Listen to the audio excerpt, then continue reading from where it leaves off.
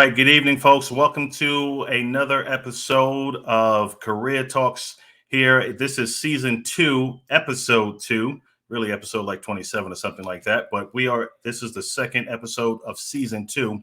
And I can't tell you, I'm excited about this guest who's going to come in and share some phenomenal insight for those of us who want to get to the executive role or in the executive role and quite not maneuvering where they need to be to go even higher in their career. But before we get started, make sure you are tuning in, saying hello, saying where you're coming from. If you have any questions on the topic, I will have my guests field those questions for you in the midst of the interview, and you can also catch the replay. But I also want to thank the sponsor for today's episode, which is Agape Career Counseling Group, which is head up by Deborah Russell. Their focus is helping you find a career that you love. So definitely look up Agape Career Counseling Group, and she can definitely support you in your resume writing, HR, business, and consulting that she does as well. She's located here in Florida. But right now, let me introduce this gentleman that I've met about 2 years ago. And what I did is, I think I seen him on LinkedIn, obviously, but I bought his book about 2 years ago. The glare, you probably can't see it, but the title of the book is The Zen of Executive Presence: Build Your Business Success Through Strategic Image Management. The topic alone drew me in, and I wanted to learn more about this. So I got a chance to connect with him, and now we're about to hear it from the man himself. He is a certified executive coach, image consultant, personal brand strategist, speaker, author, and the president and CEO of McKnight Image Lab. Let me welcome to the platform, Mr. David A. McKnight. How are you, sir? Good evening. Good evening. I'm doing great. How are you doing? Doing good, doing good. We are both sitting in the state of Florida. I won't give away exactly where you are. You can do that yourself. But Mr. McKnight business originally is it started in New York, but then he relocated to the sunny state of Florida, so which is pretty cool. But let me first ask you, David. I appreciate you to joining me tonight and sharing your wisdom. Share a little bit more about who you are, your background, with the folks that's going to be tuning in. Sure, absolutely. Well, let me just start by saying thank you. Thank you so much for this opportunity.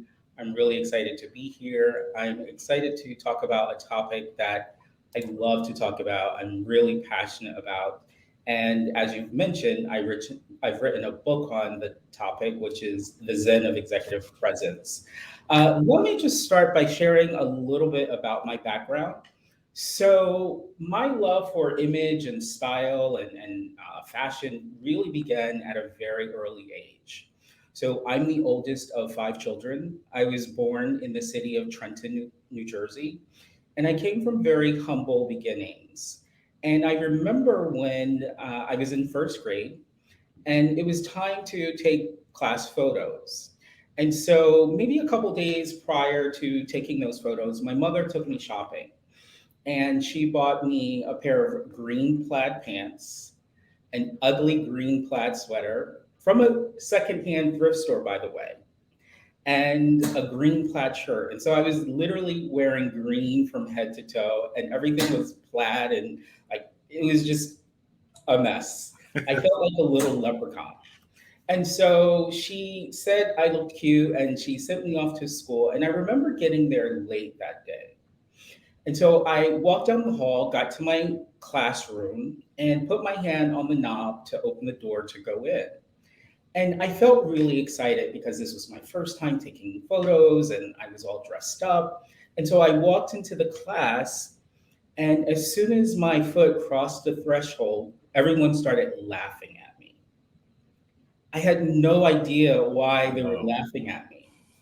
But then I heard one of the little boys in the back of the classroom say, "Ha ha ha, look at what David's wearing." And in that moment, I froze. And I realized that everyone was laughing at me because of what I was wearing. And also in that moment, I somehow promised myself that I will never have people laugh at me again because of the way I look or because of the way that I was dressed.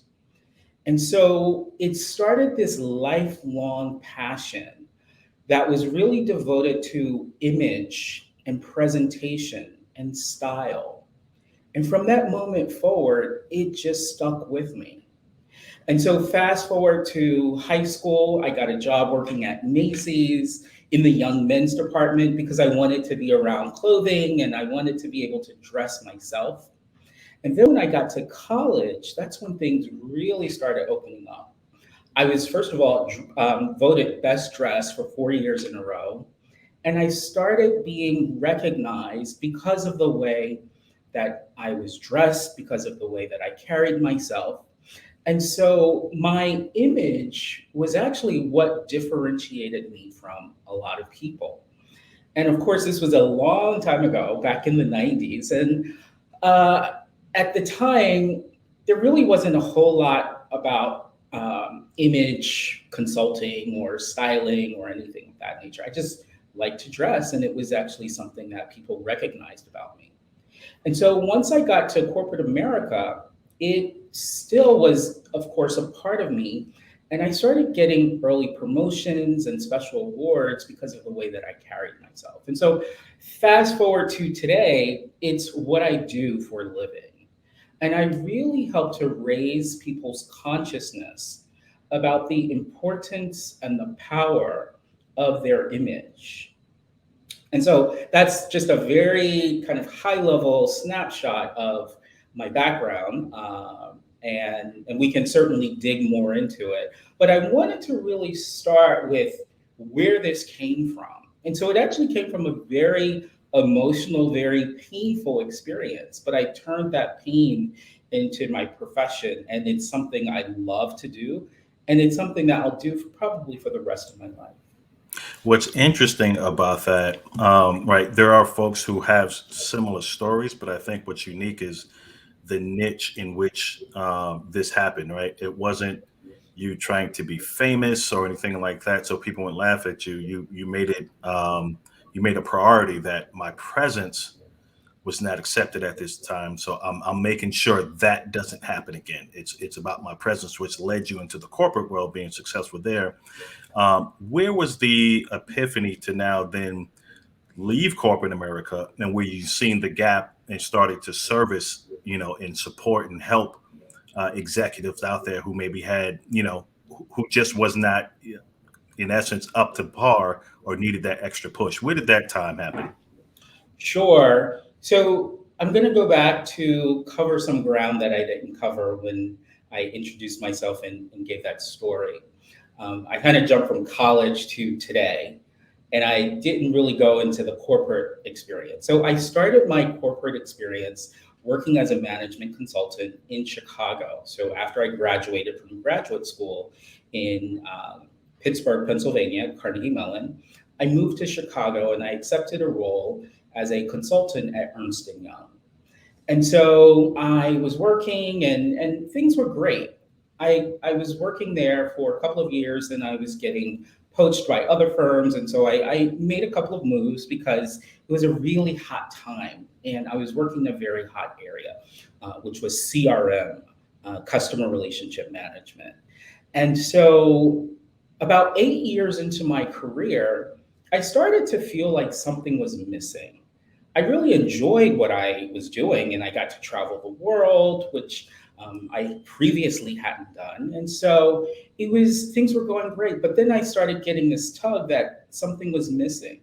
And so what I discovered was that I wanted to actually pull my love for image and style forward. So what I did was I moved from Chicago to New York just so that I can start taking classes at FIT, which is the Fashion Institute of Technology. And I did this all still while I was working full time. And so after just 2 classes, because I believe that what I do is a gift, meaning I didn't have to go to school full time for it. It was just something that was really a part of me. But I also knew that I wanted the language, the lexicon, so that when I worked with clients, I could use the right terminology and the right words. And so I just took 2 classes and then I hung up my shingle, so to speak, and I started working with clients part time. And after just a couple of clients, things really started to spiral in a good way. And so I started styling magazine photo shoots. I was working styling shows during Fashion Week. And so I was really kind of developing a name in the fashion world. And it was great. And it was feeling that creative desire that I had. But then I realized, okay, I'm doing this on the weekends and I'm working in the fashion world. But then by day, I'm sitting in the boardroom, I'm working with clients, I'm traveling. I said, is there a way to blend the two? And that's when I really started.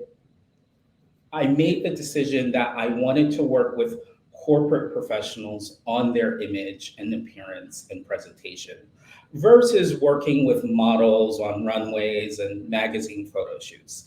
And it was really at that point that I decided to merge and marry the two. And I did that. And I started working with professionals. And from there, I said, I want to be able to take this information, take this knowledge, and write a book. I don't want to write a book about fashion. I want to write a book that a professional will pick up and actually get value from. And so, sorry about that. Let me turn this on mute. And so that's what I did. I started writing my book, The Zen of Executive Presence, and pretty much the rest is history in terms of the direction that I took my career working with executives and professionals.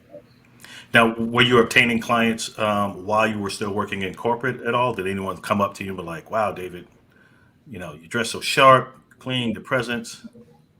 Yeah, I was actually still doing it for many years while I was working in corporate. And it wasn't a conflict of interest. I wasn't trying to steal their clients. I wasn't competing because it was really something that was actually helping the firm. In fact, one of the firms that I worked with actually asked me to create presentations and create webinars on the topic. Hmm. And in fact, they actually asked me to create a course that I taught. It was Deloitte at the time that I was working for, and they have um, kind of a campus in Texas called Deloitte University.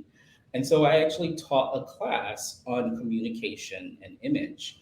And as a part of that class, for partners, I got to take them personal shopping. And so it was great because I got paid to do what I love. I still have my clients, my day clients or my day job, but this was something that the firm allowed me to do, and they really embraced it and supported it. And so I'm forever grateful to Deloitte for that opportunity. So it wasn't until 2018 that I quit and became full time. So I've been full time since 2018. Got it. And I want to stay back a little bit before we talk about the initial question about the transition to entrepreneurship. But what are some of the layers? So when you first started getting your clients, was it strictly about professional dress, image, and style, or because I know in your book you break it down, multiple levels. What was the first initial thing that came to you, or your clients that came to you, and then what was next when you saw, okay, now after you look the part, how do you be the part, right? Yeah. What are those steps? That's a really good question. So yes, I did start by focusing on the appearance, the style piece. And so I would actually go into my clients' homes. I would review their wardrobes. I would take them personal shopping, and I would really pretty much revamp their wardrobe. I had clients or female clients hire me for their husbands. I had husbands hire me for their wives. I actually had one client fly in from Japan with his wife to have me work with her for a weekend.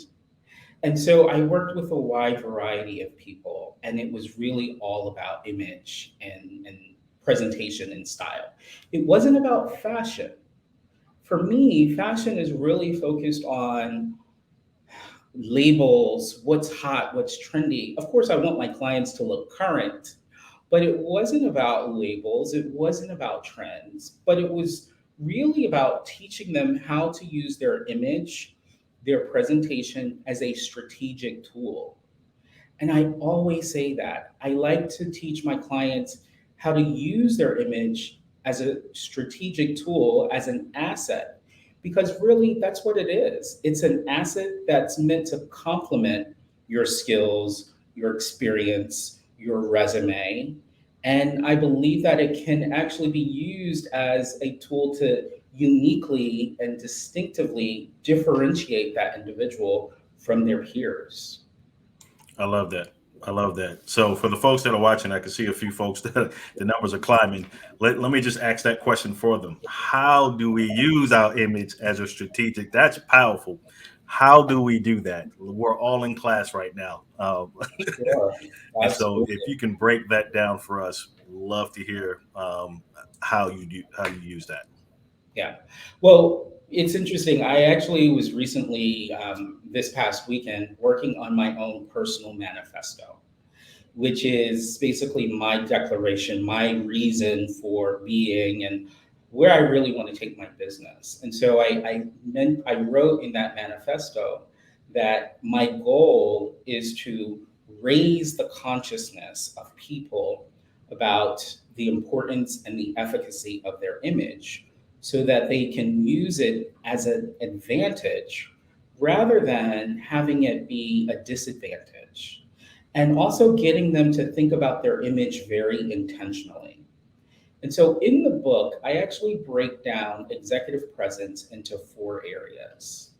Number one, it's your appearance. And this is very important. It's what we communicate to others without saying a word.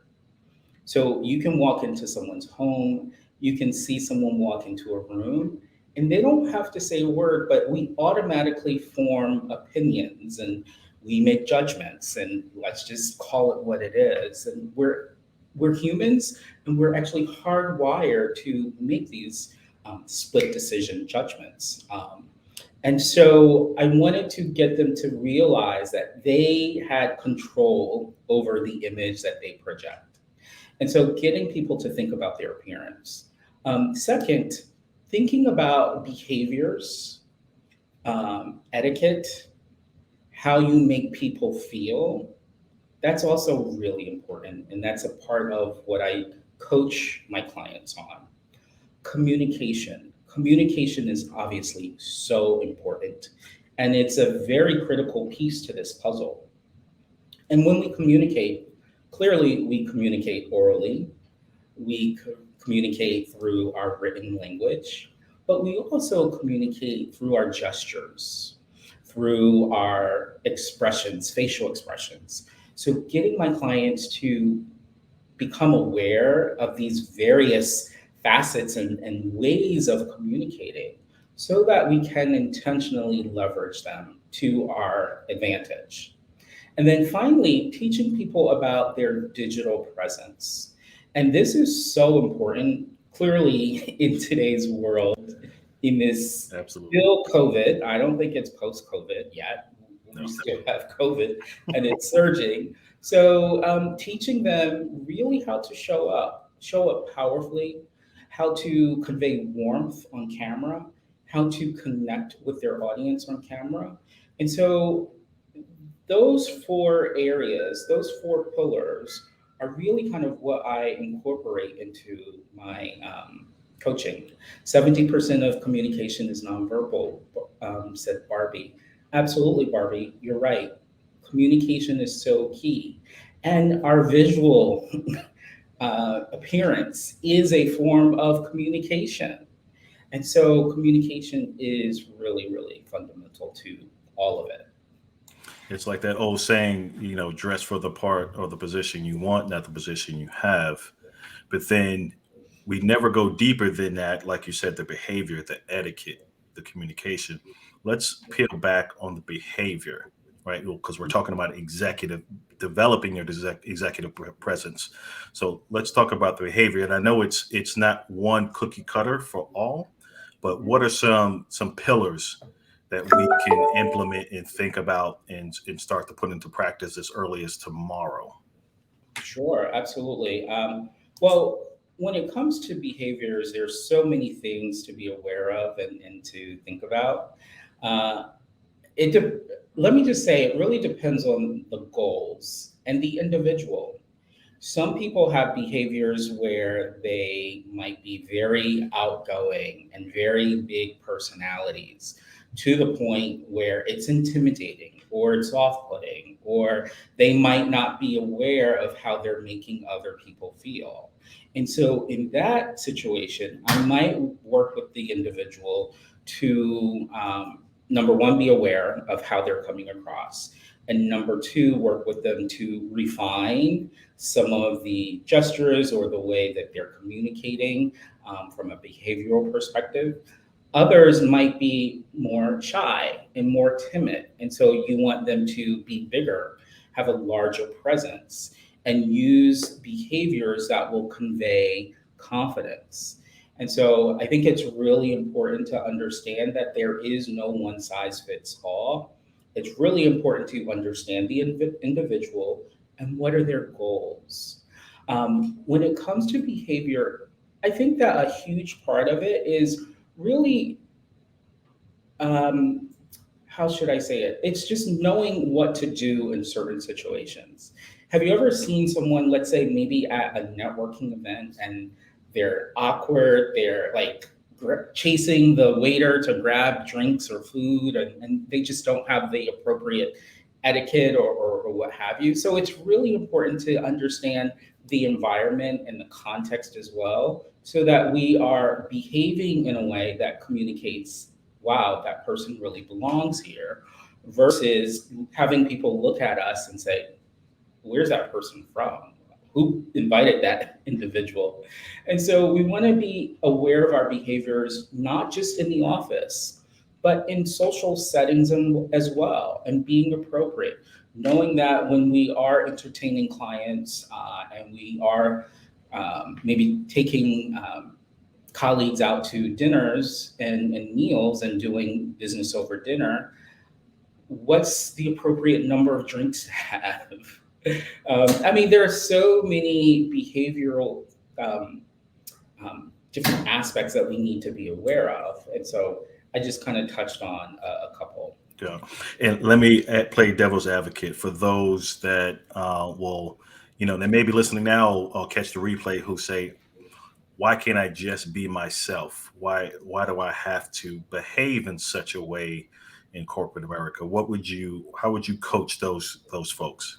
Yeah, I'm so glad you asked that question, because I get the question around authenticity and Hmm. why can't I be myself? Well, first of all, let me be very crystal clear that I always want you to be yourself. The challenge is that most people are unaware of how certain things, certain, let's say, ways of communicating or ways of behaving or ways of dressing come across. And so, as I said, I want people to be conscious, be aware. You will ultimately make your own decision, and it's based on your goals. But I will help you to understand that if you act in this way or if you dress in this manner, this is the potential perception. If you dress in this manner, this is the potential perception. So for me, it's not about telling people what to do, what not to do. It's about making them aware. And so a lot of times, once they are aware, then they make the decisions to maybe alter certain styles or certain ways of communicating. Because let's also just face it, that companies have cultures, and there are certain industry kind of norms. Does it make all of them right? Absolutely not. But once we just know how to play the game, we can choose to participate or we can choose not to. So I never tell my clients what to do, what they should wear. I only educate, and it's really up to the individual to make the appropriate decisions. Love it. Love it. So the next in, you know what? Let me just pause real quick and just say hello because these comments are coming in for you, David. Wow, okay. Well, I can't see any of them, so I'm As using I pop them up. eyes and ears for the comments. I'm just Yeah, I pop them up on the screen as they're coming in. So, Linda Howard is joining us. Appreciate you, sir. Nicole, Debrica, who's sponsoring this episode. Barbie, who we just commented on her comment. Thank you so much. Michael, thanks for joining as well. Cassie, thanks for joining. And Michael has another comment here.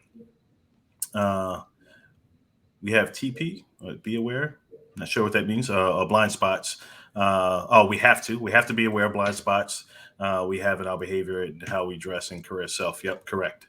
That is absolutely correct. I appreciate that. So when we talk about etiquette, um, are we talking etiquette in knowing which fork to use at the dinner table, the business dinner table, or are we talking a little more deeper in terms of that? But I'll let the experts speak to that. Can you repeat the question? When we talk about etiquette, your three pillars or four: Mhm. appearance, behavior, etiquette, communication, and then fifth was the digital presence. And walk us through the etiquette piece. It's Sure. similar to behavior, but maybe not. But I wanted to hear directly from you. Yeah, absolutely. So there's office etiquette, there's social etiquette, Mhm. there's dining etiquette. So it really depends on the needs of the individual. Let's say you have someone who has just been promoted to an executive level, and maybe they aren't necessarily the most polished person, the most worldly person. And so they might require some etiquette training. Because if they are entertaining, let's say, high net worth individuals and they're going to be taking them out to dinner, it's really important that they know how to navigate the setting on a dinner table. And so, in that case, like I said, it can be very appropriate. It really all depends on the nature of the job, their role, their responsibilities. In other situations, etiquette could be maybe teaching new business analysts appropriate ways of acting at the client site. So a lot of my examples come from my own experience and working in consulting. And I'll never forget making a really big etiquette mistake when I was a very young consultant. So I used to live in Chicago, as I mentioned, and I was working on a project, I don't know, let's say in Texas. And so on Monday mornings, I would fly to Texas. On Thursday nights, I would fly home. And this was before Uber. And so the companies had car services. And so you would call the car service and tell them that you've landed, and they would send a car and pick you up. Well, there was one time when I landed at the client or in the client city, and they sent a stretch limo.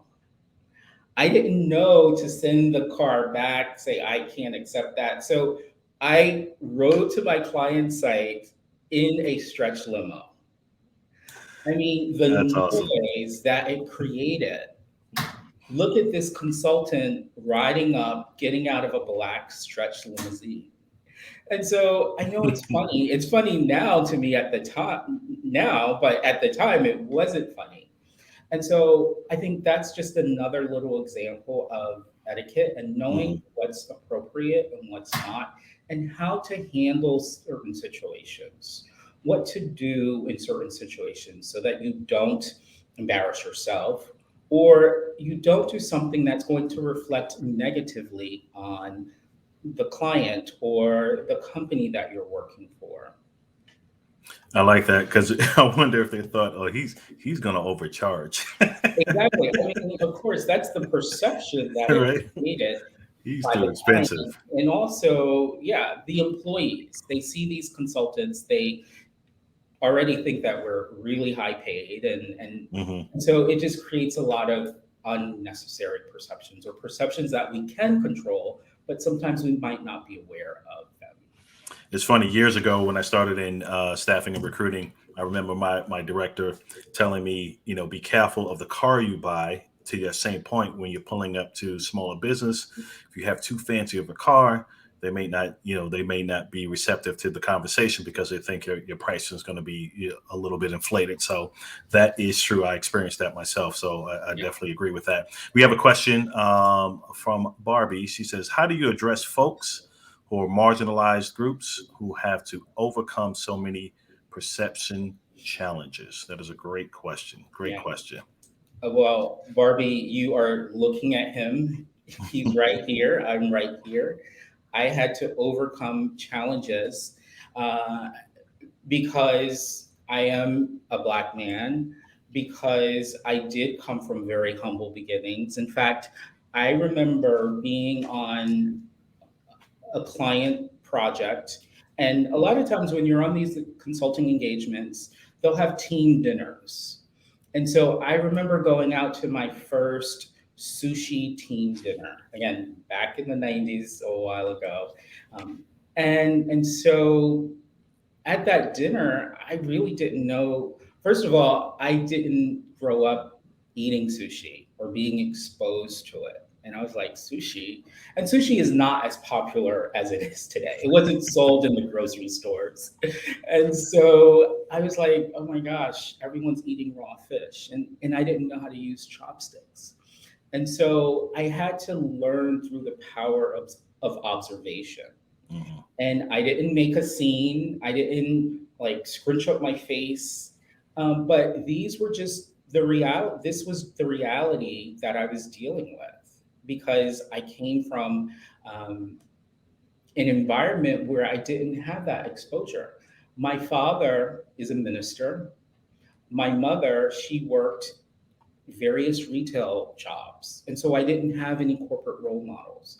And so it's so amazing that even when I got to my first position in corporate America, in fact, on one of my projects, I was promoted to team lead within about 2 weeks of being there because of the way that I carried myself.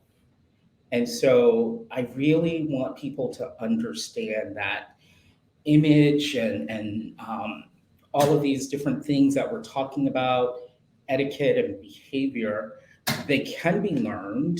And in fact, one of my passions, one of my goals is to be able to teach this information on the collegiate level, particularly at a historically Black university.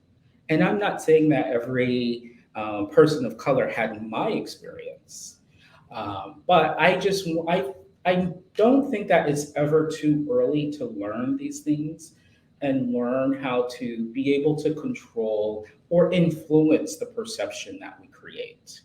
And so, again, it's not for me about telling people, do this, don't do that, wear this, wear that, but exposing them so that they can just be aware. It's raising the awareness and allowing people to make their own decisions.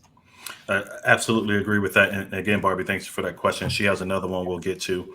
I just want to add, I think for us as people of color too, and other, groups, we have to find an example, right? Mhm. So there is that perception that if we're in corporate America nowadays, which still is extremely relevant, you're in a management role or higher, there's an expectation, unwritten, unsaid expectation that you be, that example for folks coming up behind you.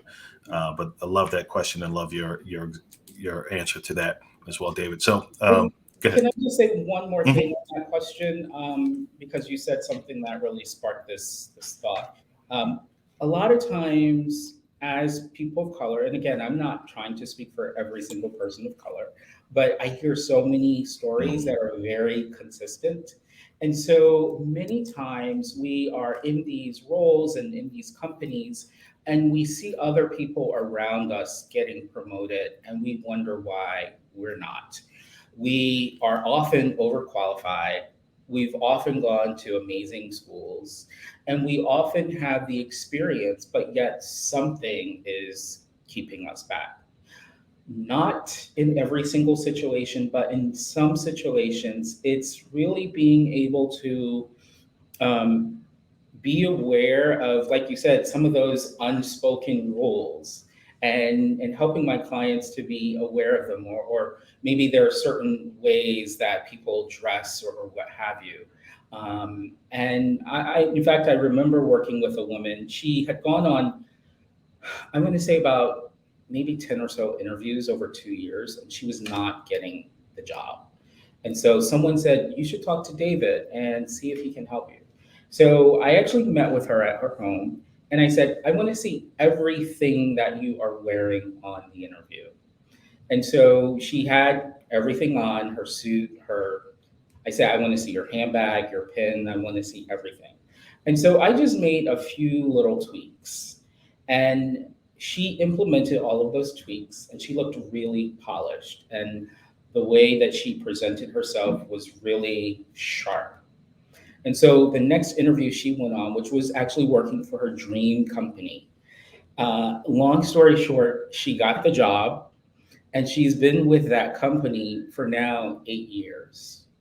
And that company is one of the most recognizable investment firms in the country. And so, had she not been willing to be able to take some input and to have certain blind spots kind of exposed, she probably wouldn't be working there today. And so I saw one of the comments come up about blind spots. I didn't see what the comment was, but I just saw blind spots. And I think that that's so very important. And a lot of times there's two reasons that leaders sometimes fail or run into challenges. One is a lack of self-awareness and arrogance, quite frankly. The other is blind spots. And so it's really important to have some of these blind spots exposed. We have to be aware of blind spots. We have in our behavior, how we're dressing. Yeah, absolutely. Michael nailed it. Michael, you're absolutely right. It's really important to be aware of these blind spots. But I also want to say something else, because I was talking to a friend of mine recently. He's a new chief diversity officer at a company. And so I was talking to him about blind spots, and he said, David, let me stop you there. He said, you have to stop using that word because it's an ableist term. He said, you have to find another way to say blind spots without saying blind spots. And so I just wanted to throw that out there. I haven't figured out what that word is, so I'm still working on that. Got it. Maybe just unaware. Right. Yeah, it's a great point you're making. Great point. So the second question I wanted to get to, which is pretty interesting, from Barbie as well. And again, Barbie, appreciate you so much for tuning in and chiming in. Does or should privilege or lack thereof inform any of our branding decisions? So does or should privilege or lack thereof inform any of our branding decisions? Pretty interesting. Hmm. Yeah, and I'm assuming that she's talking about our personal brand and personal branding decisions that we make. Well, I think it's really important to be aware of privilege and what that means. And a lot of people don't understand what privilege is, or they don't realize that they have privilege. Me as a Black man, there are certain privileges that I enjoy because of the way that I dress, because I enjoy dressing this way. I have certain privileges when I walk into certain stores, and I know the difference of how I'm received and the perception that it creates versus when I walk in with sweats and a hoodie. And yes, for those of you who may not believe me, I do own a hoodie and I do have sweats and I wear sneakers too. So I definitely know that there is a privilege that I enjoy when I go into those environments or when I'm dressed a certain way, when I'm at certain events or parties or what have you. But on a much broader scale regarding privilege, yeah, I do think that it's important to consider it and to be aware of it and know how to use it to maybe help others who are less advantaged and less privileged, if you will. So one of the things that I want to do, as I mentioned, is I want to be able to take my knowledge, my skills, my experience, my lessons and be able to share them with others who may be coming into corporate, and helping them to understand what some of the potential challenges might be, or just giving them a heads up on maybe certain protocols that are unspoken, and certain things that people should be aware of that were never really taught to me. And I had to learn almost kind of through a trial by fire process. And so I want to be able to share that information. In fact, in 2 weeks, I've been invited to do a guest lecture at Hampton University. So I'm really excited about that, because I think that this information is so very important and it's really critical. There was a question from, I think, JR. I didn't get a chance. A statement there. Okay, there is something about dressing well. You actually carry yourself differently, hence the dress code. Absolutely. Yeah, yeah. It's. I think it really impacts us psychologically, because just imagine, and I think everyone can identify with this. Whenever we go, or we're coming from the salon or the barbershop, and we have that new hairdo or that fresh cut, we feel good. Yep. Yep. We feel good, and we have on a new outfit. It just really makes you stand taller, more erect, and it definitely influences how you, the energy that you convey. And so much of, actually everything is really based on energy. In fact, I remember working with a client and we were reviewing her wardrobe, and she actually held up a pair of pants to me and she said, "David, what do you think of these pants?" And I said, "Well, let me ask you, what do you think of the pants?" And she said, "Well, they're kind of tight and I don't like when I walk, they make a noise and blah, blah, blah, blah, blah." And I said, "Well, you have the answer.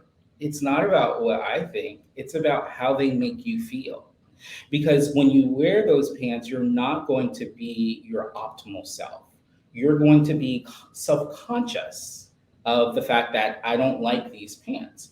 And so even there, when I work with my clients, I tell them that our wardrobes have energy. Do you look in your wardrobe? Do you go into your wardrobe and feel good? Do you feel excited about the options that you have in front of you? Or do they make you feel depressed? Do they make you not want to go out because you have nothing to wear? And so there's energy even just in our wardrobe as well. And so I help to teach my clients or make them aware of that. And sometimes I don't necessarily have to do the wardrobe audit for them. They can do it themselves using energy as the barometer. Does this make me feel good? Do I get compliments on this? Do I enjoy wearing this? And so I just had to mention that because of what JR mentioned. It kind of spurred that thought. Absolutely. I love that. 2 points. One, my wardrobe has energy. I like that. I'm going to have to delete that out the replay because my wife may hear this and think that's an automatic shopping spree. So you may have got me in trouble there, David. But nonetheless, phenomenal. I like that. I absolutely love that. So I want to be mindful of the time, but I do want you, this is something important. I think we spoke about this early on when we first chatted about coming together tonight, is the communication piece. And as we ascend higher in roles or enter in certain rooms of executives, it's the language that needs to change. We have to understand there's a different language at each level when you're talking about executive presence. And you mentioned it earlier, right? I got to know the language of consulting, so these people basically take me serious. Speak to that, about the language in the communication piece, as well as nonverbal, if you like. Yeah, absolutely. Language, communication, they're absolutely critical. In fact, a lot of times when I'm working with clients, one of the top requests that they have is, I want you to help me to speak more strategically. Mm-hmm. I want you to help me to become a strategic thinker. I want you to help me communicate more like an executive.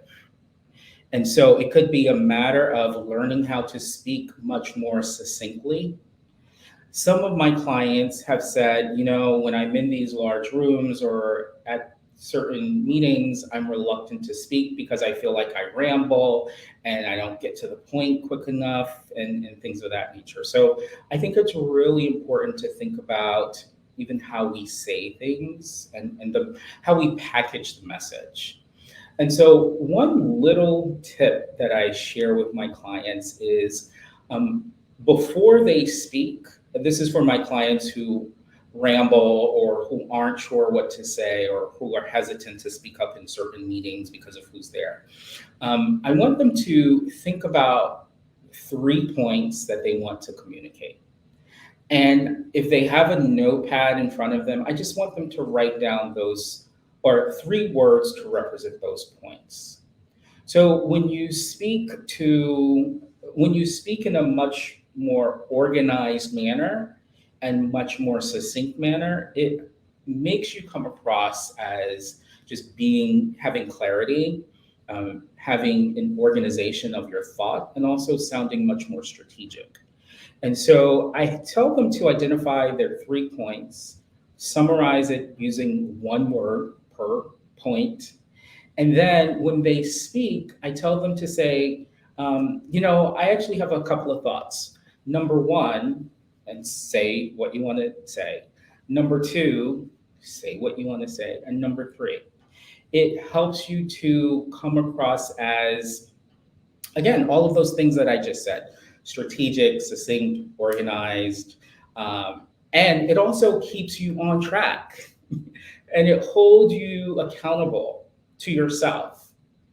And so that's just a little tip, and it really helps my clients because prior to having that very small little bit of information, they weren't really sure how to organize things and make things, their comments succinct. And so that's just one little tip. But yeah, speaking like an executive, elevating the language and understanding the business world that you work in or the industry, and listening to executives talk and understanding the language that they use. A lot of times they'll talk very, very high level without, you almost will say, without saying anything. And it's a skill, but it's something to be aware of and know how to use it and when not to use it.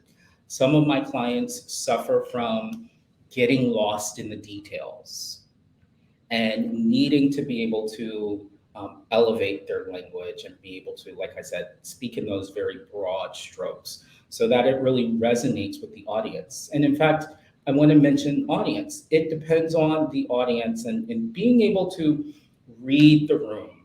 Reading the room and modulating how you deliver your message is so important. The message and the words and the language that you use to speak at maybe a C-suite meeting could be very or will be very different from how you present at a meeting to technical analysts, let's say. And so understanding that the ability to modulate when it comes to language, and elevate or get into the weeds is really important. And it's not easy to do. No, and I love that, and it's funny because I shared this a few times if I've spoken at a church or different events. Is that I watch executive interviews, big CNBC buff and things like that. That I'll watch, some high power folks speak again just to understand the language, and you get a little more insight into the industry, whether it's the CEO of Uber or PayPal or whatever, whoever it is, of these big investment banks, BlackRock and all these folks, and you're listening, and I'm tuning into the language. And if there's words I don't understand, I'm like, okay, what does that mean? Sure. Right. And then when I'm in the room, I'm hearing it.